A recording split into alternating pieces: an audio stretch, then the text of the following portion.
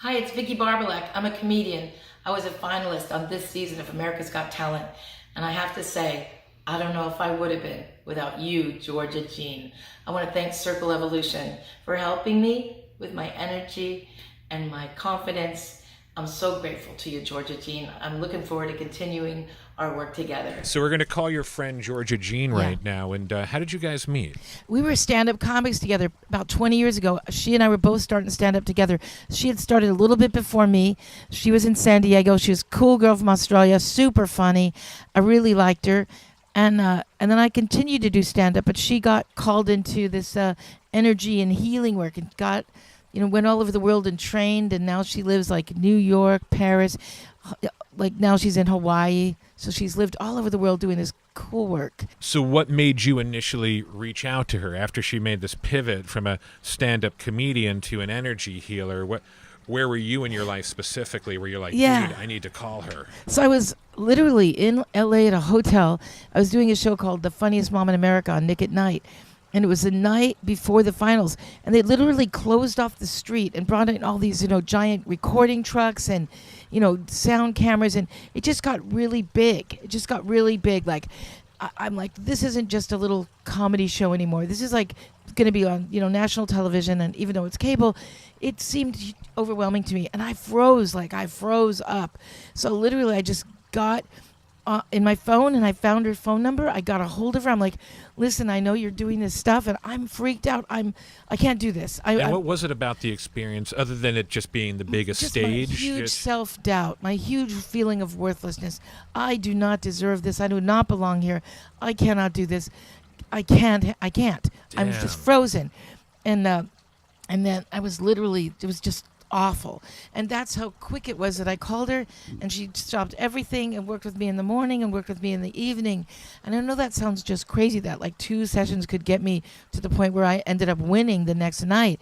But it was just a desperate call. Yeah. And did you have moments where, because I'm curious, like you have this stage and this opportunity, but did it get to a point where you were so polarized or just so blocked by fear, rather, that you almost pulled out? Like you couldn't even see yourself going through with it? Yeah, fear and a fullest, truest feeling of just worthlessness. Like, I do not have any right to be here. There is not one cell in my body that'll allow me to be on that stage. And it was even different than fear. It was almost like just a feeling of like, I know better. I do not belong here. That's what I know to be true. That's where my brain was. Right. And that just came from, I think, generations of Eastern European self-doubt topped off by being raised by my parents. So it's all this, and it's all that stuff matters, but it matters not at all. That just is where I was then. Right. And it was, I was only like, it was like 12, 13 years ago. And I was functioning better before that because of stand-up, but that just was too intense for me, and it brought me way back to the worst days of junior high, which I felt as worthless as I did on any day in 7th grade. Damn. And then you get through it. Yeah. And then it came back, though, again? It came back again then. When I saw those soundtracks and stuff setting up, I literally got almost completely catatonic. And just for some reason, something told me to call her, which was a miracle, like God thing, because she was the perfect person on the other end of that phone. And she brought me, and through the illusion of those thoughts are all illusional thoughts. And she brought me layer by layer by layer down to the bottom, where we got down to, there was nothing at the bottom but illusion. So then we've just rebuilt the thinking of, no, there's no reason to believe I'm worthless. There's no reason to believe I'm horrible. There's no reason to believe I don't belong on that stage. All just work through that baby step, baby step, baby step. And literally, it was a cram course that she had to do on me, but she really did it. And did those feelings come back, a decade later when you did America's Got So Talent? when I was getting ready for that, Georgia Jean and I talk, but we don't like talk. I don't work with her like that. I just never think. Life goes on, and I then this, honestly, I think she called me one day when she heard I was doing it, and I said I was just about to call you. It was just like that, and then we started working together again through this whole journey the last 5 or 6 months, and she's been helping me. I never got to that point again where I was feeling, but she helped me with, because this has been like a real overwhelming job for a stand-up to get everything clean, that everyone in America could hear. You have 2 minutes to get your set across. That challenge, and then in a competitive setting, and then the huge amount of 13, 14 million Americans watching, the and then fanfare. and all these people reaching out and giving you all this love. Then you got to be ready to jump on all that and feel that. So I mean, it's a lot of fun, but it's a lot of challenge. And she helped me again, just constantly feeling lighter, and in the love of it all, looking always to the love, number one. And that's what's been so great. Staying in heart state versus absolutely, for ego sure, or all about the heart. Insecurity. Yeah. And I feel that with you. Yeah. Let's give her a call.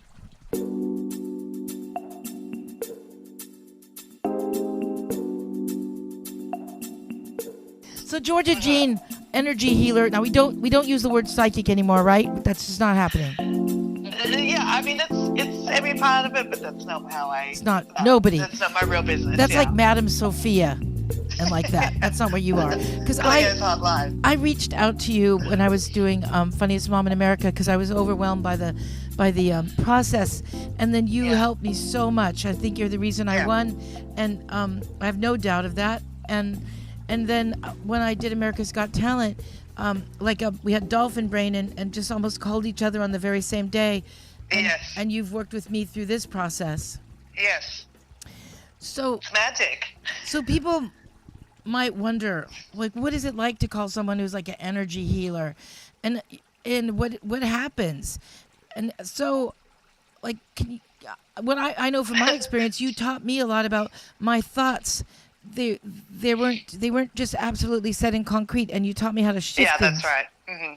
Yeah, it's all about sort of shifting the matrix, really. Like, if you understand how energy works on multiple levels, everything from our thoughts to our emotions, our belief structures, and even the energy in our body, it's all a mutable thing. And so really is reality.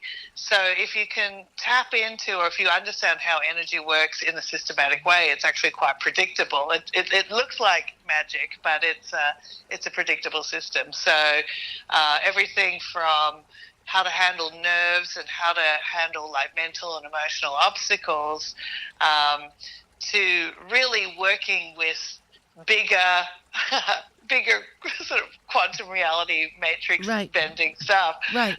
It all kind of operates on the same thing. Yeah. Yeah. So when people have obstacles, it's just energy is in some kind of resistant form. And it could be something personal, it could be something internal, it could be something that's going on around you that's creating resistance, or it could be in a bigger structure of society that energy is in resistance in some way. Right. So yeah, it depends what people's goals are. I work with people like you, and then I work with people who have a lot of illnesses and stuff like that. So it's applicable to everything.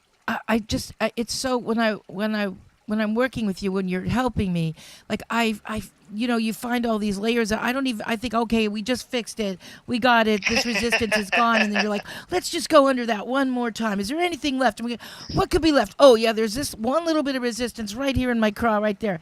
Then you push that energy, and then we take that energy into my heart. And I just kind of say we wash it out of my heart with love, and it's like then that negative energy becomes positive energy, and and helps us get more grounded, which all sounds so weird. But if I didn't know for a fact how it feels, and how I remember just feeling like almost frozen in terror and fear and feelings of self-worth, just worthlessness. Yeah. That's when I'm at the grocery. And then when it comes up time to do something big like a TV show, then it just magnifies to the millionth, And yes, absolutely. How I was able to feel so calm because of what you helped me with. I mean, it's mystifying. Yes.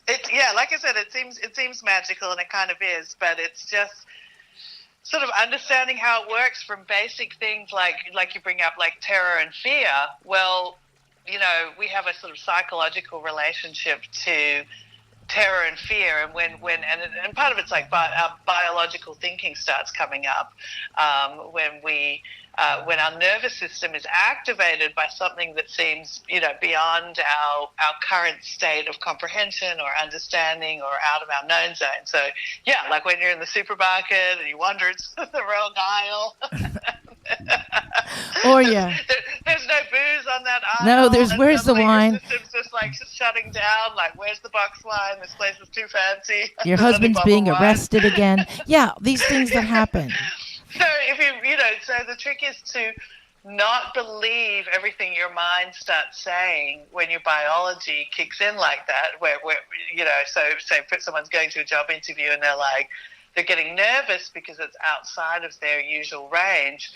Then the mind starts kicking in. It's like, you're no good, you'll never get this, there's another guy who's better than you, there's blah, blah, blah, and it starts going on. And the problem is most people start buying into what their mind is saying, which has just really been driven by survival biology.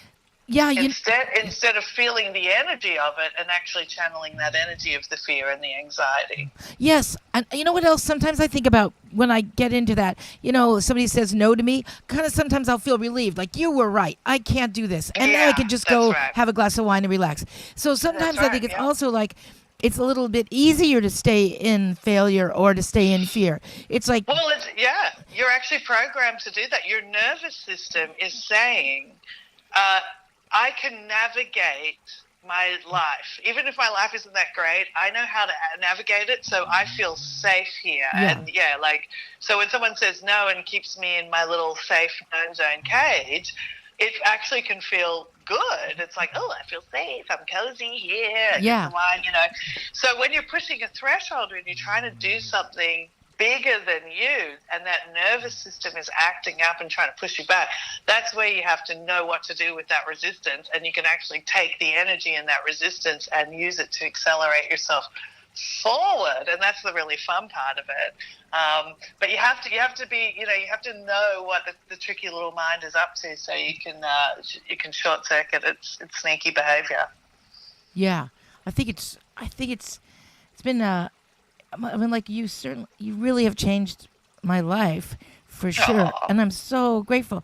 And I just wonder for like everybody that would wonder, can you give any like simple techniques like to people to just like say, they're saying they're you know what I mean? They're the most important thing. You're at a bar, you see a cute guy, he's not going to come up to you.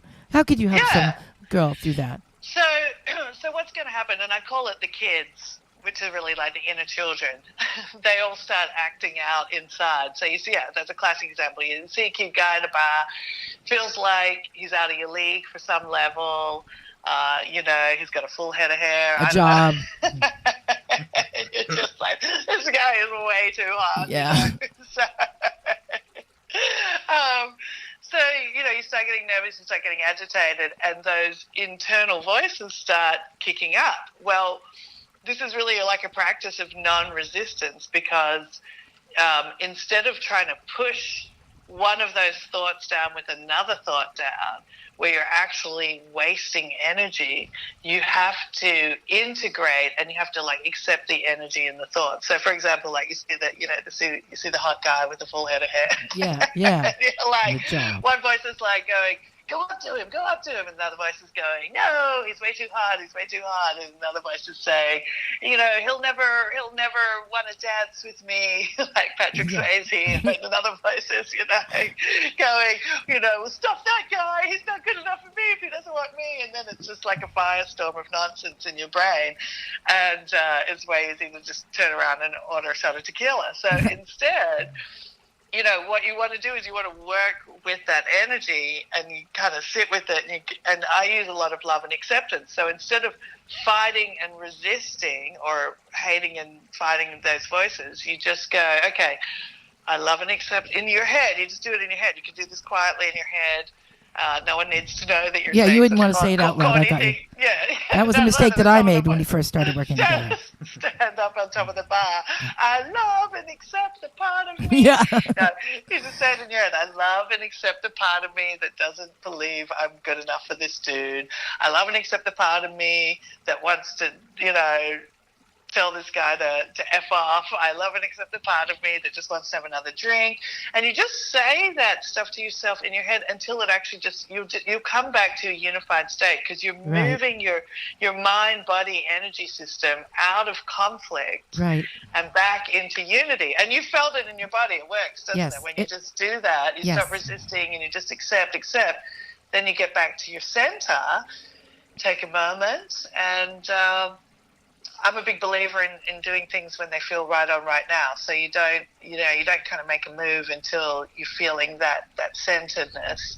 And then, when it feels right on right now, just trot on over there and give him a dazzling smile. That's right. That's how it's done. Full head of hair. It's so simple. It's so simple. And then you get a sushi dinner.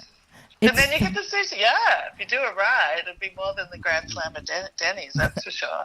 That's right. Oh God, that I love it. So you also, I know you have you can be found at Circle Evolution, and then you have guided meditations, and you can actually people can actually work with you, and you live in a beautiful secret island somewhere, which I have never seen, but I know it exists, and you work. I live in a beautiful. What did you say? You live in a beautiful island. You live in a beautiful part of Hawaii, and I'm then currently in New York. And now you're in New York, and you can work anywhere with people, which is so cool. I work over the phone with people. It's so awesome. It's real easy. I work with people all over the world. Well, one time I'll tell everyone that one time we were working together before Funniest Mom, and I was so nervous and terrified, and literally, I know this is going to sound crazy because it's okay, but I sort of lifted, when she was working with me on the phone, my whole body just sort of lifted off the bed. And Chris, my producer, is looking at me like, that is a lot of psychic energy, because that is a big lift. That is a big lift. But it really did happen. I wasn't thinking that. Powerful psychic energy. Powerful stuff, yeah. We brought in the full cosmic forces. No. Yeah.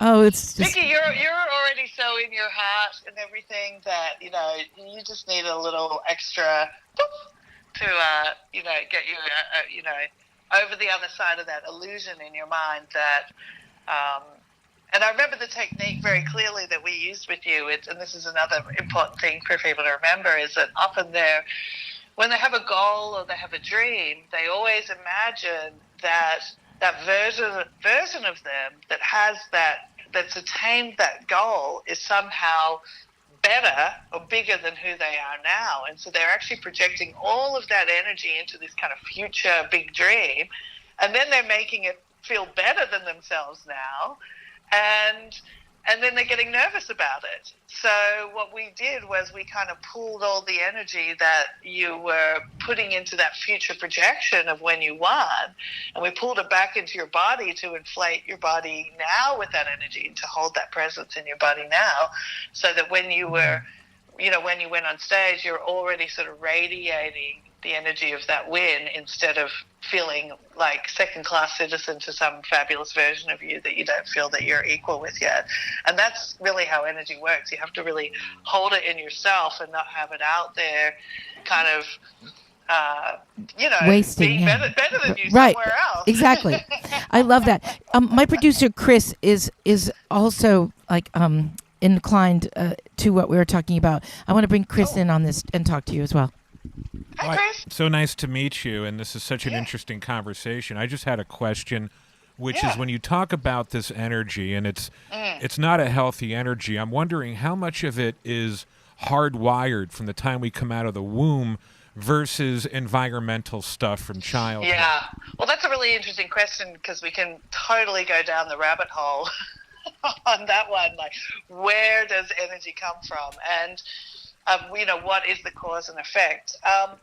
One thing I want to say, I want to pick up on something that you said then, because you said something about it being bad or negative. And one of the things that we work with is that actually all energy is just energy. And it's the mind's judgment that kind of categorizes it into good and bad, right and wrong, and true and false. And when we judge, for example, a certain emotional feeling as being bad, then we get into a suppressive system. We start pushing it down. And so we can have all these buried feelings of unworthiness and self-doubt and rage and anger. And we're using a lot of energy to push all that stuff down, or really shove it down as well. So it's a double drain on our energy system. So instead what we do is I pretty much teach people how to just feel energy in a neutral way. So when something like feelings of worthlessness are coming up, or grief or self-doubt are coming up, that we just sit with it as energy. It's not good or bad. It's not true or false. It's not right or wrong. And then it can actually shift its form. And it's just like water. Energy is like H2O. It can either be ice, it can be very dense, and that's what we kind of feel those quote-unquote negative feelings as, and those negative belief structures as.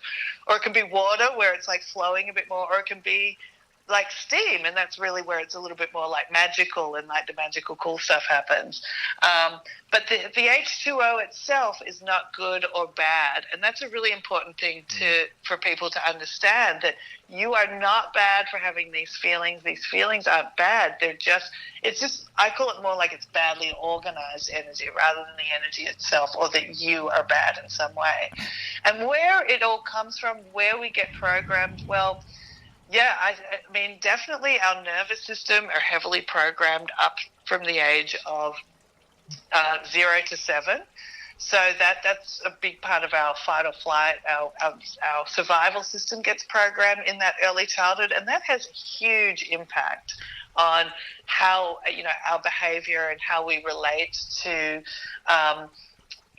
everything that we deem connected to our survival, which in later life includes how we make our money, how we, relationships are very survival based on the nervous system level, what we will allow ourselves to do. Then we have genetic predispositions and programming, so, generational stuff. But honestly, at the end of the day, it's all just energy. It's all energy. So it doesn't matter. And when you really understand this, it doesn't matter whether it's coming from your current life, it's coming from, if you believe in or open to it, like past lives, or it's coming from collective programming, because even in our society and in our life, we're then also collectively programmed. I mean, from the cradle to the grave, we are marketed to by everything from, direct marketing, film and TV, our school, people at our school are marketing to us like who we should be, what we should be. So we're just constantly under an assault of imprinting. It doesn't really matter where it's coming from.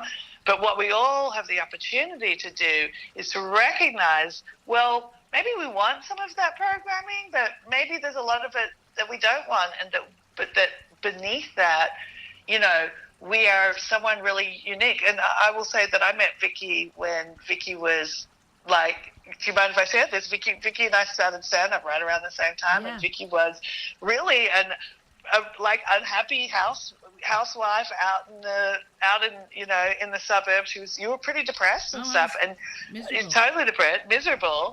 And what's wonderful about Vicki is that somewhere in herself she made this choice to try something different. And a lot of people will succumb to that programming and stay in that misery just because, like, that's what people do. They get married, they have kids, they live in the suburbs. And I'm not saying there's anything wrong with that, but if you're unhappy and you don't realize that you can actually make some kind of different choice for yourself and open up a whole spectrum of a new reality, if you're just not afraid. So I'm sorry, I'm giving you like a really long answer, but no, it's true. It's true. What makes someone step forward and into their, what I would call their soul expression, is being willing to challenge that programming. So to me, it doesn't matter where it comes from or what it comes from, right, but let's just get to work to take it down, Right. I am so grateful to you, so much, so grateful, and I'm really glad that you could talk to us today. And people can find you at circleevolution.com, right? Yeah, and I should do free consultations too if people are interested. Oh, that's awesome. In experiencing some of the techniques and stuff.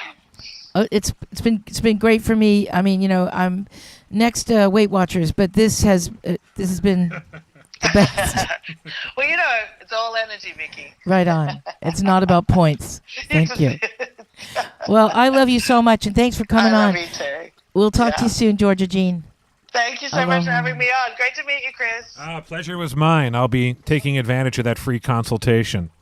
Yeah, for sure. Aloha, baby. Awesome. Aloha, baby. Trailer Nasty. That was super cool, Vicki, and I wasn't kidding when I said I'm going to take Georgia Jean up on her free consultation. She's the best. Well, I don't know any others, but so far she's my favorite.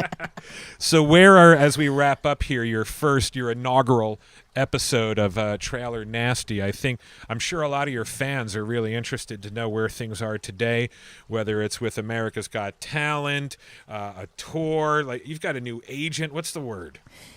So number one, I'm so grateful for everybody's interacting with me. I feel like I just have a whole bunch of love that I get from all of you, and I love your stories, I love your words, and we have so many things in common. And a lot of you, I feel like you're worried, and I'm telling you, here's some good stuff. I signed with like the Harvard of agents in Los Angeles. I reached high. I just had a feeling, and I reached super high, and right there I got the best agents, one of the best agencies in town. So they're booking this tour, this international tour, and the cities are, we're going to be announcing the city soon. A lot of bookings are happening through January, February, March. And the other thing is that I always really in my heart dreamed of being on a sitcom or being on television. It was always something I thought would happen, but I didn't know. I just hoped. Anyway, I've met with the vice president of casting this week at one of the 3 major networks, and she told me that she loved me, and I know they say that to everyone, but she really was great, and she told me the process of how they're going to be bringing me in with their different casting people. Damn. And then That's my awesome. and then my agents are going to be bringing me to a few other networks, and then the question is what's the dream here, and is the dream for me to have my own sitcom and in the trailer park idea with my wedding business, and that is, I am totally open to that. If that is going to happen, I'm be all for it. And so all of these dreams are coming true. I mean, I wrote Trailer Park Wives of Malibu a long time ago, and so I just didn't know how to make it happen. And now I have a lot of people that believe that this could actually happen, and it would be fun. Right now, to have something just super fun, silly, real trailer world coming at you, and so these things are happening, and so I'm going to be seeing everyone on tour, and then I'm just been given like the front door to Hollywood to walk through this door, and it's just I used to wonder how I'd like it if it ever happened, and I love it. What's the stuff that I hear or see online just in a tabloid basis about you and Simon Cowell? What's the story with you two? So I did wait at Denny's for 11 days. He never did come. It got very expensive, and I had to leave. But I said, could you bill Simon Cowell? So I'm not sure if he's actually going to cover that bill. I think he should, because he really did lead me on. Technically, it was a verbal contract that he would meet me at Denny's. So I think I was right to wait there for 11 days. But he just been really sweet. And when he said that I was the funniest comic on the show, and he had a crush on me and stuff. I mean, I've seen his wife, and I want to say right now, she is no competition, okay? She's all thin. She has beautiful, long, straight black hair, cute bottom. I mean, who? The whole deal. I mean, you think that's a problem for me? No, I don't.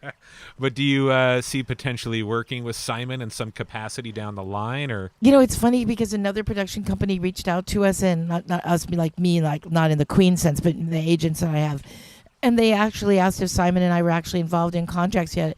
And I said, not that I know of, but, Simon, there is some competition out there if you're listening to my podcast, which, of course, you are. You better call me soon. Other people are calling me.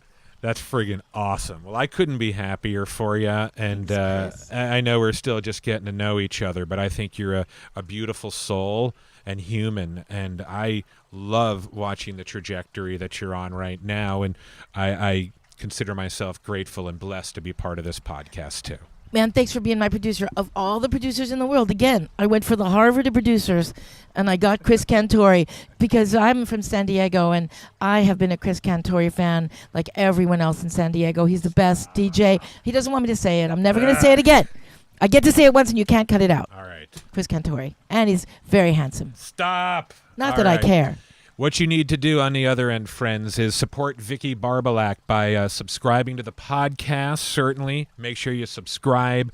We'll be up in the Apple Store, Google Play, Stitcher, SoundCloud, all the major platforms. Subscribe, support, tell your friends. More episodes next week, weeks to come. You keep it right here on, will you say it? Trailer Nasty, everybody.